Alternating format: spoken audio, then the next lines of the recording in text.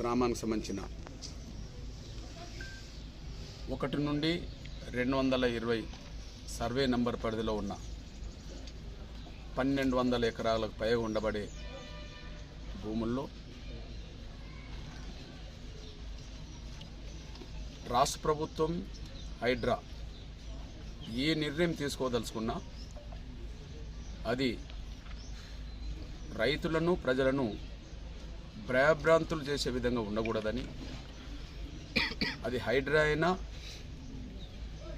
హైడ్రా నిబంధనల పరిధిలోనే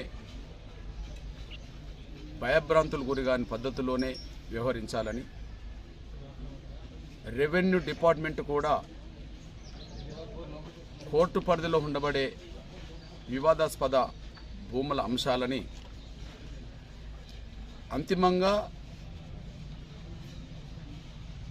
పూర్తి తీర్పు వచ్చేంత వరకు సంయమనం పాటించాలని నేను ముఖ్యంగా రాష్ట్ర ముఖ్యమంత్రి గౌరవ రేవంత్ రెడ్డి గారికి విజ్ఞప్తి చేస్తున్నా, గుర్తు చేస్తున్నా.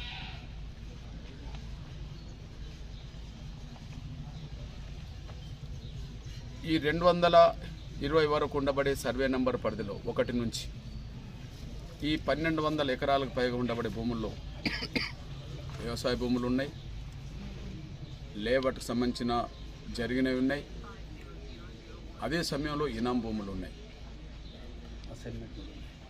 అసైన్మెంట్ భూములు కూడా ఉన్నాయి.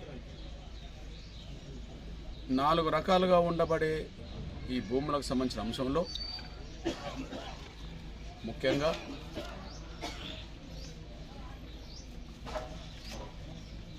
వివాదాస్పద భూముల పేరుతో కోర్టులో విచారణ జరుగుతున్నది. కొన్ని ఎలాంటి విచారణకు సంబంధం లేని, వివాదాస్పదకు సంబంధం లేని భూములు ఉన్నాయి. ఇక్కడ వివాదాస్పదం కానీ కోర్టు పరిధిలో లేని భూముల జోలికి హైడ్రా రావద్దు, ప్రభుత్వం కూడా రావద్దు, రెవెన్యూ డిపార్ట్మెంట్ కూడా రావద్దు. ఇది ఎంఆర్పిఎస్ పరంగా రాష్ట్ర ప్రభుత్వానికి విజ్ఞప్తి చేస్తున్నాం, సూచన చేస్తున్నాం. మళ్ళీ గుర్తు చేస్తున్నాం, కోర్టు పరిధిలో లేని వివాదాస్పదం కాని భూముల జోలికి హైడ్రా రావద్దు, రెవెన్యూ డిపార్ట్మెంట్ రావద్దు, రాష్ట్ర ప్రభుత్వం కూడా రావద్దు. వాళ్ళకు పూర్తి స్వేచ్ఛ ఉంది. వాళ్ళు వాళ్ళ భూములను అమ్ముకోవడానికి స్వేచ్ఛ ఉంది, నిర్మాణాలు చేసుకోవడానికి స్వేచ్ఛ ఉంది, వ్యవసాయం చేసుకోవడానికి స్వేచ్ఛ ఉంది. వాళ్ళకు ఉండబడే లీగల్ రైట్ను ఎవరు కూడా